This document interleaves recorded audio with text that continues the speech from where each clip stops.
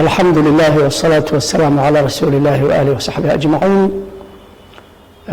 meel aad dunida ka joogtaan baa ummadda Soomaaliyeed aad iyo aad baan idin salaamayaa.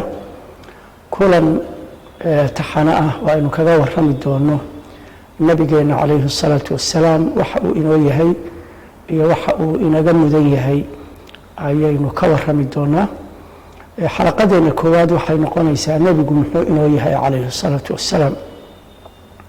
ربنا بأنه شيء يوحي لقد جاءكم رسول من أنفسكم عزيز عليه ما عنتم حريص عليكم بالمؤمنين رؤوف رحيم. وحيدي يمد رسول نفتينا كمده إذن كان شيء أو أي إبيسوها أما أي كولستهاي أو كأدكتهاي وحا إذن إبيا أي حنوتشنيان كد دالا يهنكينا يبدباددين يدنهين مؤمنين تآد يآد أقطره وآد يآد أقولنا حريسته رسول تلمانها سنة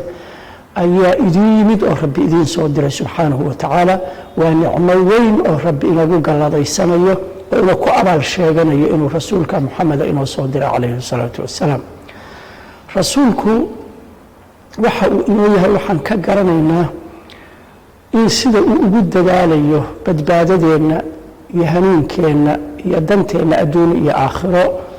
وليه ربي حريص عليكم وإذن كد داليا دالكاسي انتو كتن بطي وكحوق بطي أيها ربي وحو كل يهد فلعلك باخع نفسك ألا يكونوا مؤمنين وحاد مدنتهاي أو كسيغان يسا إناد نفت هذا وهلاكتد ورورك يمنوغد كاهيسا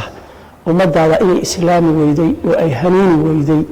سيدا أدوغا مرغيريسيد uga xanuunsanaysid inaad isu halaagtid baad qarka u saaranta marka waxa la leeyahay iska fudude haniinku ilaahay gacantiisu ku jira subhanahu wa ta'ala ciduu doono hanuunaya adiga mas'uuliyadaada gudo oo dadka xaq gaarsi laakiin waryar iyo murugaha isu dilin dadka maxay u hanuunayeen marka naftiisa inuu dilabo qarka u saarayay nabiga calayhi salaatu wassalaam sida uu ugu dadaalayo badbaadadeena iyo danteena wuxuu leeyahay aniga iyo idinka tusaalaheenu waxa weeyaan sidii nin dab shitay oo baalaleyda ay dabkaas ku hoobanayso oo ay galayso oo ku dhacayso isaguna uu ka celinayo marka wuxuu yiri anigu guntiga ayaan idin hayaa oo naartan idin ka celinaya idinkuna waad iga fakanaysaan oo naartaad isku tuuraysaan oo galaysaan marka nabigu calayhi salaatu wasalaam nafteena ayuu inoo ka dadaal badan yahay saan u badbaadi lahayn buu inoo ka dadaal badan yahay marka isaga oo ina ka celinaya oo dadaalkiisii awoodiisa isugu geynaya sidii aan u badbaadi lahayn ayaa inagu fakanaynaa oo sababihii naarta aan ku geli lahayn baan la imaanaynaa oo dambiyadii ah iyo wixii nala amray ka tagidooda ayaan ku qamaanaynaa oo ku farabaxsanaynaa oo u ordaynaa aniguna waan idan ka hayaa guntiga waa idan ka celinayaa buu leeyahay yacni waa ina amrayaa waa ina ka nahaynayaa waa kaas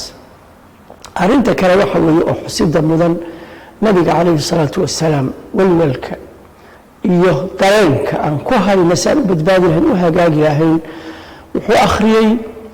إلهي قصدي أكور من نبي إبراهيم رب إنهن أضللن كثيرا من الناس فمن تبعني فإنه مني ومن عصاني فإنك غفور رحيم ربي وأسلمت وحي لميين إن بدل أودتك كمدا أي البعضيين أنا عدي إسورها على أنا إقامتها إله إبد بادي وي قفك إعاسية وإقبير وتوحيدك إقرأ عياين ربي وأديك أيود لي حكمات بدن مركز هذا وحو أخري قصة ربي كسو يقول النبي عيسى ويقول إن تعذبهم فإنهم عبادك وإن تغفر لهم فإنك أنت العزيز الحكيم ربي هدي آد عذابتد أدومدادا وأديك إسكالة أدومدادي وعدالت باتكو عذابتي إنا متيستين هذا إذن بلافتدنا الله عزيز باتاي سبحانه وتعالى وأود له وعدكات كان كريم حكمتنا له ومشي ودونه وحقيقة وكهبوني آيات هره nebi ibraahim qisadiisa bay ahayd oo asnaamtu dad badan bay halaageen oo ay baadiyeeyeen oo waddadii saxda ahayd ka lumiyeene qofkii aniga isoo raaca ilaahow anigu iga mid yahay kii caasiyana adigaa naxariis badan oo dembi dhaaf badan ee u dembi dhaaf buu leeyahay marka labada nebi naxariistoodu waxay gaartay nebi ibraahim iyo nebi ciise ummadooda kii hagaagana ilaahu ii badbaadi kan kalena ilaahu u naxariiso oo adigu badbaadi awood baad u leedahay saasay u hadlayaan naxariistu inta ka badatay markaasaa nabigeenu wuxuu yidhi allaahumma ummatii ummatii allow aniga ummadayda allow ummadayda markaasuu nebigu ooyay calayhi salaatu wassalaam markaasaa ilaahay wuxuu u soo diray malaku jibriil oo wuxuu ku yidhi muxamed soo weydii waxa uu la ooyayo iyadoo ilaahay uga aqoon iyo ogaasho badan yahay markaasaa malaku jibriil u yimid oo su-aashii uu weydiiyey nebiguna markaasuu jawaabtii siiyey markaasuu rabbi jawaabtii ku celiyey rabbi isaga oo ka og markaasuu wuxuu ku yidhi tagoo muxamed waxaad ku tiraahdaa waanu kugu raaligelinaynaa ummadaada oo kugu muruggelin mayno oo wax ku murgiya ku samayn mayno oo aad ka xanuunsatid oo ka danqatid ilaahay yacni ducadiisi inuu inoo aqbalay weeye subxaanahu wa tacaala oo rasuulku uu inoo baryeeyey in ilaahay ina badbaadiya subxaanahu wa tacaala wuxuu la ooyayaa ummaddiisu sidii ay u badbaadi lahayd calayhi asalaatu wassalaam sida uu inoo ku dadaalayo oo inoo ka murgayo oo inoo ku naxariisanayo oo inoo ku turayo waxyaabaha tusaya waxaa ka mida inuu nabigu yidhi calayhi salaatu wassalaam nebi walba wuxuu lahaa hal duco oo ilaahay uu ka aqbalayo buu lahaa marka nebiyaashii kale oo dhan ducadoodii way hormarsadeen oo adduunyaday ku ducaysteen anigu laakiin ducadaydii la iga aqbali lahaa dib baan u dhigtayoo si aan ummadayda qiyaamaha ugu shafeeco shafeecadayduna inta aan shirki samayn oo ahlu tawxiida way wada gaaraysaa insha allahu tacaala saasuu leeyahay nabiga calayh isalaatu wassalaam marka nebigu wuxuu ogyahay baahideenna adduunyo inuu nooga duceeyo oo ilaahow xoolo badan si ilaahow caafimaad si ilaahow caruur badan si ilaahow nabadgelyo si inuu noogu duceeyo wuu heli karay oo ilaahay aqbalo laakiin wuxuu ogyahay maalin aynu uga baahi badannahay oo ay nooga waxtar badan tahay oo qiyaamaha inuu inoo ku shafeeco oo ilaahay inuu ku badbaadiyo subxaanahu wa tacaala shafeecadiisa uu dib inoo ku dhigay sida marka danaheenna isagoo wada og ayuu midda inoo ku muhiimsan nabigu calayh salatu wasalaam ku go-aan qaadanaya waxaa ka mida nebiga dadaalka uu ina gelinayo iyo waxa uu inoo ahaa calayhi salaatu wassalaam caaisha radiallahu canha baa tiri nebiga oo faraxsan baan arko waxaan rasuul allow ii ducee markaasuu wuxuu yidhi ilaahay caaisho u dembi dhaaf dembigeedii hore iyo dembigeedii dambeba dembiyada ay qarsatay iyo dembiyada ay muujisayba ilaahu u dhaaf marka aad bay u faraxday way qososhay radiallahu canha markaasaa nebigu wuxuu ku yidhi maxaa ku qoslaysaa markaasay tiri maxaan u qosli waaya yacni ducadaas aad ii ducaysaan ku faraxsan oo ku qoslayaabay leedahay markaasaa nebigu wuxuu yidhi ducadan ummadayda oo dhan baan ugu duceeyaa salaad walba ummadayda oo dhan waa qofkuu dadka u jeclaa oo xaasaskiisa ka mid ahayd oo xaasaskiisa ugu jeclaa buu wuxuu ku leeyahay ducadan adiga aan dad kuu jeclahay aan ugu ducaynayo ummadayda oo dhan baan ugu duceeyaa weliba anoo salaada ku jira salaada xilli waqti mararka la duceeyo waxa weeye marka sujuudda lagu jiro waa lagu duceeyaa oo nebigu wuxuu yidhi sujuudda inuu aqbalo ducadan bay xaqiiqo ku tahay ilaahay ku barya marka inuu sujuudda inuu ku duceeyey way dhici kartaa midda kale nebigu wuxuu sheegay dubura salaad salaada xaggeeda dambe in lagu ducaysto oo bacda tashahud inuu ku duceeyey ataxiyaadka markuu dhammeeyey intaanu salaama naqsanna inuu noogu duceeyana way dhici kartaa almuhim salaada dhexdeedii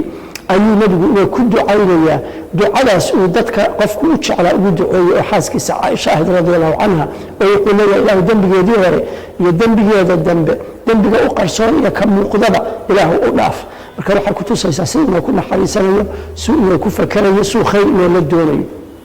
waxaad ogtihiin nebiga asxaabtiisa dhibta soo gaaraysa noloshooda adduunye iyo aakhiradoodaba si uga fakarayay asxaabta marka la cadaadiyey oo la dhibay oo maka la joogay wuxuu ku yidhi inaad haajirtaan oo aad dhulka xabasho la dhaho u haajirtaan baan idiin soo jeedinayaa nin boqora oo agtiisa aan cidna lagu dulmiyin ayaa jooga cadaadiska iyo dhibta iyo ciqaabta lagu hayo inay ka badbaadaan buu doonayaa asxaabtiisu radia allahu canhum aala yaasir oo la ciqaabaya markuu soo maray waa ka ku yidhi sabra reer yaasirow jannada inoo ballanihi asxaabtiisa si uga fakerayo mid la addoonsaday oo la yidhi xoolahaas keen oo markaasaa lagu xoraynaya oo uu ka bixinayo xoolihii maxaan idhaahdaa kitaabada ahaa oo laga doonayey ayaad arki doontaan oo uu leeyahay intaan same mid dayn lagu lahaa xoolihii uu haystay inta u tago oo ugu duceeyo xoolihii ilaahay badiyo daynkii uu iskaga bixiyo baad arki doontaan mid ratigiisii u socon waayey